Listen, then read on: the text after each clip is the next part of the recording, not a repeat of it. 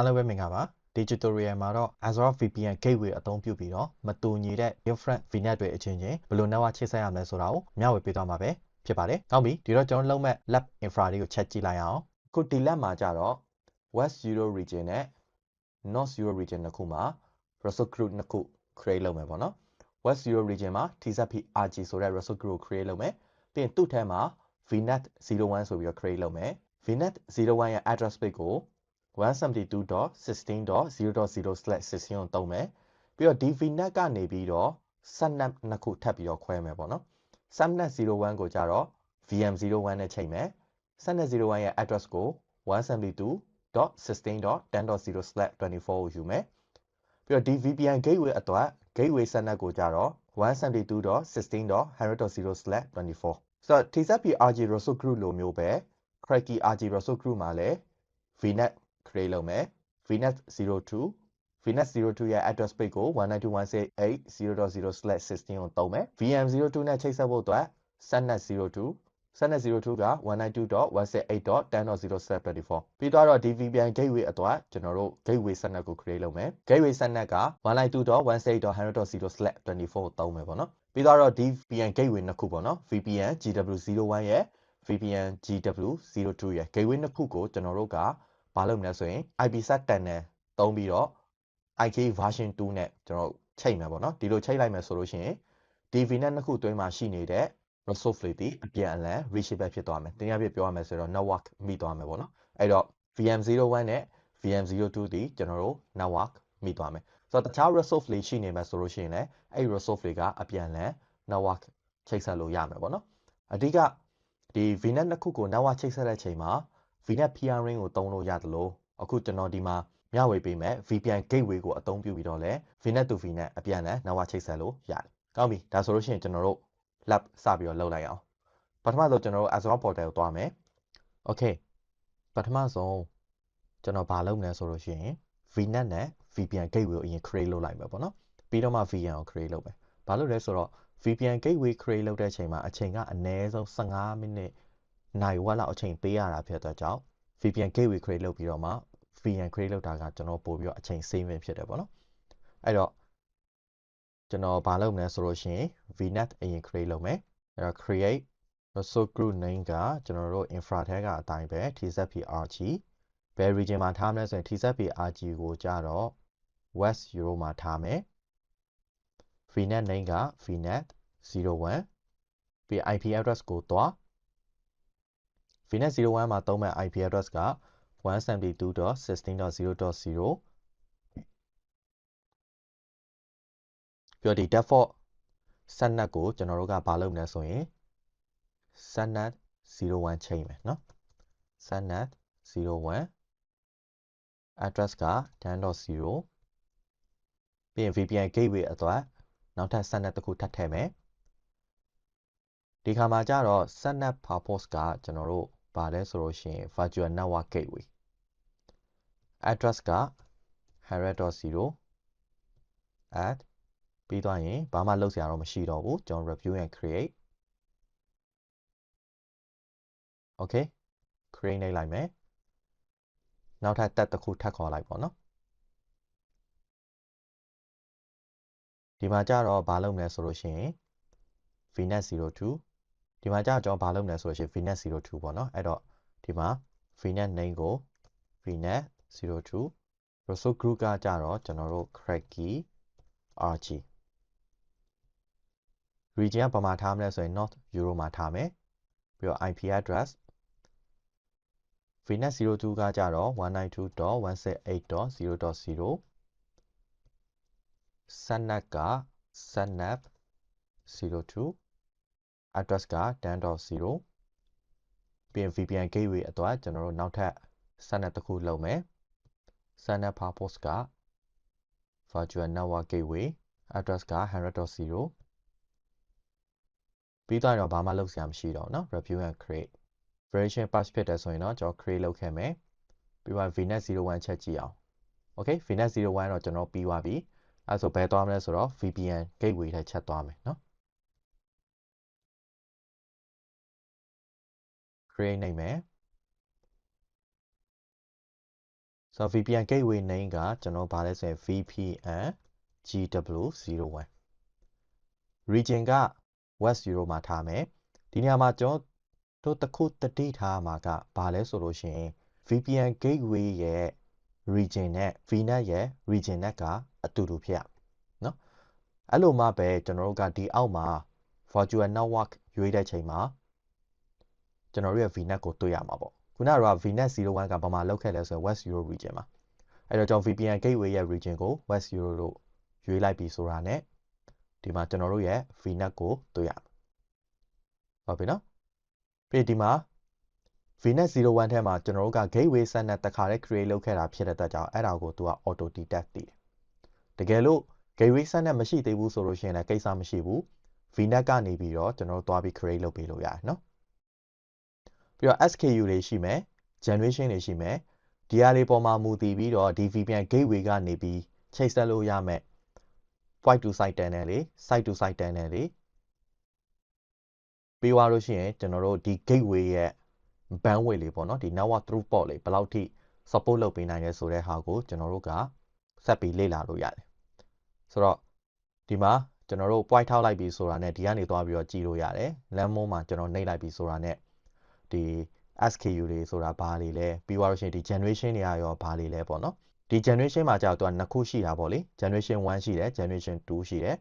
အခုနောက်ပိုင်းဒီ modern technology မှာကြာတော့ကျွန်တော်က generation 2ကိုပဲအသုံးများကြတယ်ဒါဆိုလို့ရှိရင် generation 1ကဘယ်တော့သုံးတာလဲပေါ့ဆိုတော့ generation 1ကကြာတော့ကိုယ့်ရဲ့ဒီ operate မှာရှိနေတဲ့ VPN device တွေ firewall တွေက old protocol တွေသုံးထားတယ်ဆိုလို့ရှိရင်အဲ့ဒီ old protocol သုံးထားတဲ့ device တွေနဲ့ကျွန်တော်တို့ရဲ့ဒီ as well native VPN gateway နဲ့ site to site နဲ့ချိတ်ဆက်တဲ့အခါမျိုးမှာဒီနေရာမှာကျွန်တော်က generation 1ကိုသုံးတယ်เนาะဒါပေမဲ့ခုနောက်ပိုင်းမှာကြာတော်တော်များများကျွန်တော် generation 2ပဲသုံးကြတော့တယ် okay ပြီးသွားရင်ကျွန်တော်တို့ VPN gateway တော့ public IP တွေကဖြစ်မနေလိုအပ်တယ်ဆိုတော့ဒီမှာကျွန်တော်ဘာလုပ်မလဲဆိုရင် public IP name ပေးမယ်ပေါ့နော်ဆိုတော့ public IP name ကိုကျွန်တော်က GW01 PIP လို့ပေးလိုက်မယ်เนาะ gateway 01ရဲ့ public IP အတွက်ပြီးတော့အခု scenario မှာကျွန်တော်တို့က VPN gateway မှာဒီ active ပေါ့နော်ဒီ high available HA mode တွေကျွန်တော်တို့ကမသုံးတာဖြစ်တဲ့အတွက်ကြောင့်ဒီကောင်းကို disable ချမယ်ပြီးတော့ BGP လည်းမသုံးဘူး disable ပဲဒါပြီးသွားရင်တော့ကျွန်တော်ကျန်တာဘာမှဆက်လုပ်စရာမရှိတော့ဘူးပေါ့နော်အဲ့တော့ review and create okay variation pass ဖြစ်တယ်ဆိုရင်တော့ကျွန်တော် create နှိပ်လိုက်မယ်အဲဒီမှာကျွန်တော်ခဏလေးစောင့်ပြီးသွားရင်ဒီဘက်မှာနောက်ထပ် VPN gateway တစ်ခုထပ်ပြီးတော့ create လုပ်မယ်အဲ့ဒီတော့ကျွန်တော်တို့ VPN gateway စီသွား create ဒီကောင်ကကြတော့ VPN GW02 ဒီမှာကျွန်တော် not euro ရွေးထားဖြစ်တဲ့အတွက်ကြောင့်ဒီ not euro ထဲမှာရှိနေတဲ့ VNet ကိုကျွန်တော်တို့တွေ့ရမယ်เนาะဆိုတော့ VNet 02ကျွန်တော်ရွေး gateway set နဲ့ခုန VNet create လုပ်ခဲ့တဲ့အချိန်မှာတခါလဲလုပ်ပြီးသားဖြစ်တဲ့အတွက်ကြောင့် auto detect တည်တယ်ပြီးတော့ IP ပေးမယ် GW02 PIP HA mode မရှိဘူး BGP မရှိဘူးပြီးတော့ review and create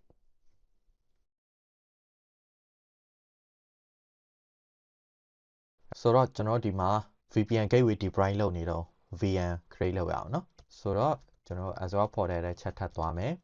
သွားမလဲဆိုလို့ရှိရင်ကျွန်တော် search ကနေ VM ရှာလိုက်ဒီမှာဒီ reason မှာလည်းရှိပြီးသားဖြစ်တဲ့ကြောင့်ဒီကနေသွားလဲရအောင်เนาะတူတူပဲဒီမှာကျွန်တော် create VM okay resource group ကကျွန်တော် TZP RG VM name က VM 01ပြီးတော့ region ကတော့ West Europe မှာပဲထားမယ် availability zone ကတော့ no infrastructure redundancy ပြီးတော့ကျွန်တော်တို့ image ရွေးမယ်ကျွန်တော်တို့ဒီမှာ server 2025ကိုပဲရွေးခဲ့မယ်เนาะပြီးတော့ username password ပေးမယ်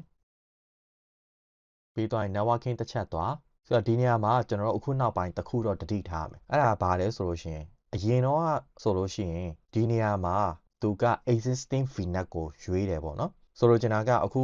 ကျွန်တော်ဒီမှာ VN deploy လုပ်တာက TZP RG resource group ထဲမှာပြီးတော့ region က West Europe ဒါဆိုလို့ရှိရင်ဒီ West Europe region မှာ VNet 01ကိုကျွန်တော် create လုပ်ခဲ့တယ်အရင်တော့ဆိုဒီနေရာမှာသူက VNet 01တခါတည်း selection လုပ်ပြီးသားပေါ့နော်အခုနောက်ပိုင်းမှာကျတော့ဘာပဲလုပ်အကုန်လုံးက Microsoft default အနေနဲ့အသစ်ကိုပဲ create လုပ်တယ်ပေါ့နော်အဲ့တော့ကျွန်တော်တို့ကဒီနေရာမှာကို့မှာရှိပြီးသား VNet ဆိုလို့ရှိရင်ဒီကနေလာပြီးရွေးပေးဖို့လိုတယ်ဆိုတော့ဒီမှာ setnet လည်းဒီတိုင်းပဲကျွန်တော် VNet 01ထဲမှာ setnet က2ခုရှိတယ်เนาะဆိုတော့ setnet 01ကကျွန်တော်တို့ဒီမှာ compatible ဖြစ်တယ် gateway setnet ကကျတော့ကျွန်တော်တို့သုံးလို့မရဘူးဘာကြောင့်လဲဆိုလို့ရှိရင်ဒါက VPN gateway အတွက်တီးတက်အသုံးပြုရမှာမို့လို့ဒီကောင်တော့ရွေးလို့မရဘူး ပြီးတော့ကျန်တာတော့ဘာမှလုပ်စရာမရှိတော့ဘူးပေါ့နော်အဲ့တော့ review and create ကိုနှိပ်မယ် variation pass ဖြစ်တယ်ဆိုရင်တော့ကျွန်တော်ထုံးစံအတိုင်း create ကိုနှိပ်မယ်ပြီးတော့ကျွန်တော်နောက်ထပ် VM02 deploy လုပ်မှာဖြစ်တဲ့အတွက် new tab ထပ်ခေါ်လိုက်မယ်နော်ဒီမှာကြတော့ကျွန်တော်တို့ Cracky RG ပြီးသွားလို့ရှိရင် VM က VM02 not euro မှာပဲထားမယ် availability zone ကတော့ကျွန်တော်တို့ဒီမှာ no infrastructure ပဲเนาะအတူတူပဲပြီးတော့ server 2025 username password ပေးမယ်ပြီးတော့ networking chat သွားဒီမှာလည်းခုနလိုပဲအကုန်တော့အသစ်ပဲသူ create လုပ်တာ default အဲ့တော့ဒီမှာကျွန်တော်တို့ရဲ့ existing vnet ကိုရွေးမယ်ပြီးတော့ subnet 02 okay ကျန်တာတော့ဘာမှလုပ်စရာမရှိတော့ဘူး review and create version patch ဖြစ်တဲ့ဆိုရင်တော့ကျွန်တော် create เนาะပြီးတော့ VM02 create လုပ်နေတော့ VM01 ချက်ကြည့်အောင် VM01 တော့ဒီမှာပြီးသွားပြီပေါ့လေအဲဆိုရင် go to resource သွား VM01 ကျွန်တော်တို့ remote လုပ်မယ်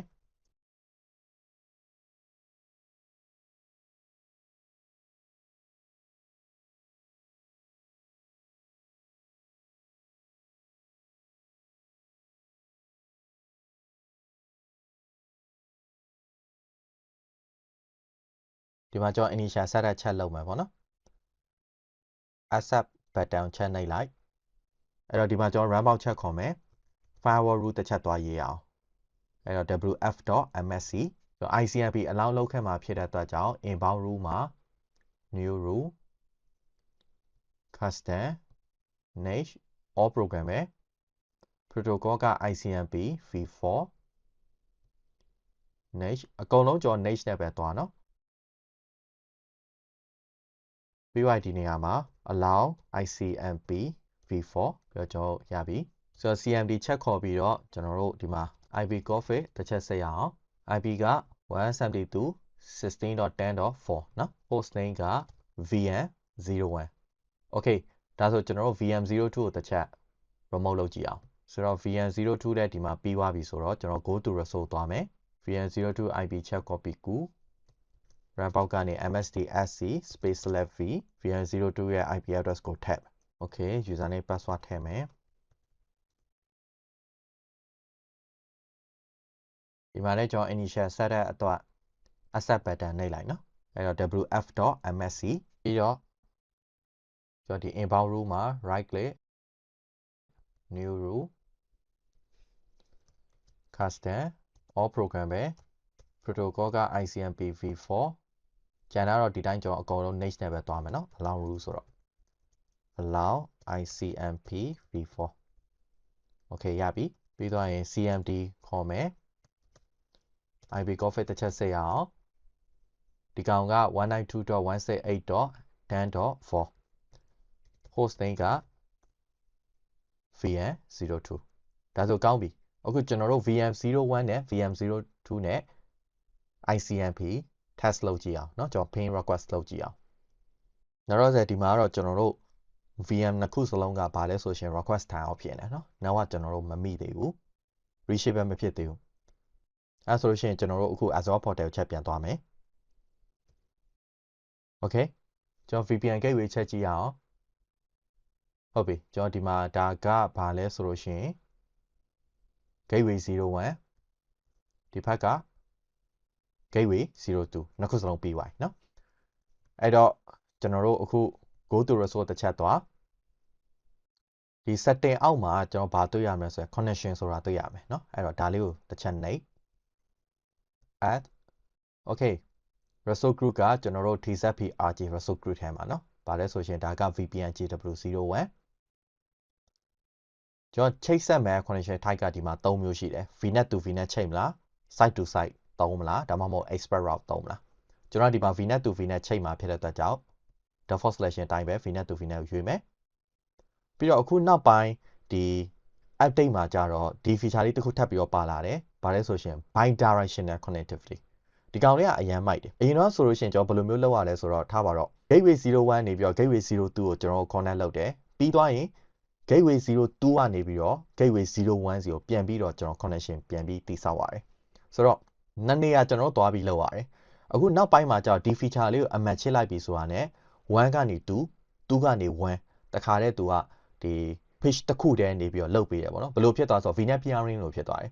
VNet peering ရဲ့ဟိုအရင်တော့ feature လဲထိုးနေတကောင်ပဲ VNet 01နေ02ကိုကျွန်တော်လောက်ရသလို02ကနေ01ကိုသွားပြီးတော့လောက်ရတယ်ဆိုတော့ကျွန်တော်ကအခုဒီမှာကျွန်တော်တို့ VPN gateway 01နေ connection create လုပ်လိုက်တယ်ပြီးတော့မပြီးသေးဘူးဘယ်ကနေကျွန်တော်ထပ်လောက်ရလဲဆိုတော့ဥမာဆိုပါစို့ဒီမှာ gateway 020ကိုကျွန်တော်သွားတယ်ပြီးရင်ဒီကနေပြီးတော့ connection ကနေ gateway 02ကနေ1ကိုပြန်လောက်ရတယ်ဒါအရင်တော့ပုံစံအခုနောက်ပိုင်း update မှာကျတော့အရန်လွယ်သွားတယ်ဒီကနေပြီးတော့ bi-directional on လိုက်ပြီးဆိုတာနဲ့ first connection second connection တခါတည်းကျွန်တော်တို့ဒီမှာထည့်လို့ရတယ်เนาะအဲ့တော့ first connection ကကြတော့လက်ရှိကျွန်တော် source ကဘယ်ကောင်လဲဆိုရင် GW01 အဲ့တော့ဒီမှာ GW01 to GW02 เนาะ second connection ကကြတော့ GW02 ကနေပြီးတော့ဘယ်လိုလဲဆိုရင် GW01 okay ပြီးတော့ setting ထဲမှာ first VPN က source ကလက်ရှိဒီကောင်เนาะ VPN GW01 အဲ့တော့ GW01 ကျွန်တော်ရွေးမယ် second ကကြတော့ GW02 okay ပြီးတော့ဒီမှာကျွန်တော်ဘာထပ်ပေးရမလဲဆို preset key ပေးရမယ်ဆိုတော့ preset key ကျွန်တော် password တစ်ခုတတ်မှတ်လိုက်ပေါ့နော်ပြီးတော့ဒီမှာ IKE version ကျွန်တော်တို့1ရှိတယ်2ရှိတယ်ကျွန်တော်တို့ version 2ကိုသုံးမယ် IPsec IKE policy ကကြတော့ default အတိုင်းကျွန်တော်ဒီမှာသုံးလို့ရတယ်ပြဿနာတော့မရှိဘူးဘာလို့လဲဆိုတော့ဒီ VPN gateway 01ရော02ရောနှစ်ခုစလုံးက same policy နဲ့ကျွန်တော်သွားမှာတကယ်လို့ဒါဒီ hybrid scenario network လေးမှာဆိုလို့ရှိရင်ဆိုပါစို့ကျွန်တော်တို့ဒီ Operating Firewall မှာတုံးထားတဲ့ဒီ IKE policy နဲ့ Azure ပေါ်မှာတုံးထားတဲ့ IKE policy ကတူဖို့လိုတယ်အဲ့ချိန်ကြလို့ရှိရင်ကျွန်တော်ဒီ custom ကနေပြီးတော့ဘယ်ကောင်တွေတုံးလဲဆိုတာကျွန်တော်ရွေးရမယ် IKE phase 1ရှိတယ် phase 2ရှိတယ် phase 1မှာဆိုပါစို့ကျွန်တော်ကဥမာ AES 128 SHA 256တုံးတယ်ဆိုလို့ရှိရင် phase 1ရော phase 2ရောအတူတူဖြစ်ရမယ်အဲ့တော့ဒီမှာကျွန်တော်ဒီ IKE phase 2မှာလဲ AES 128 SHA 256ဒီလိုမျိုးကျွန်တော်တို့သုံးရမယ်ပြီးရင်ဒီ DH group တွေလည်းရှိတယ်ပေါ့နော်ဒါကဒီ site to site သုံးတဲ့အခါကြလို့ရှိရင်ဒါတော်တော်များများကျွန်တော်သိပြီးသား DH group တွေလည်းအတူတူဖြစ်ရမယ်ပြီးသွားလို့ရှိရင်ဒီမှာ IPsec lifetime key ကိုလည်းကျွန်တော်တို့ကကို operate မှာပေးထားတဲ့အတိုင်းကျွန်တော်တို့တတ်မှတ်ပေးရမယ်ပေါ့နော်ဥမာတော်တော်များများကကြတော့ကျွန်တော်တို့28800ကျွန်တော်သုံးကြတယ်တချို့ကြတော့လည်း3600ကျွန်တော်သုံးကြတယ်ပေါ့နော်ဒါကဒီ key ရဲ့ lifetime အချိန်ပေါ့လေအဲ့တော့ဒီ custom ကမဖြစ်မနေကျွန်တော်တို့ဒီ hybrid scenario တွေမှာပဲဖြစ်ဖြစ် multi cloud တွေမှာပဲဖြစ်ဖြစ် adjust ပြန်လုပ်ပေးရမှာပေါ့နော်ခုကျွန်တော်ကတော့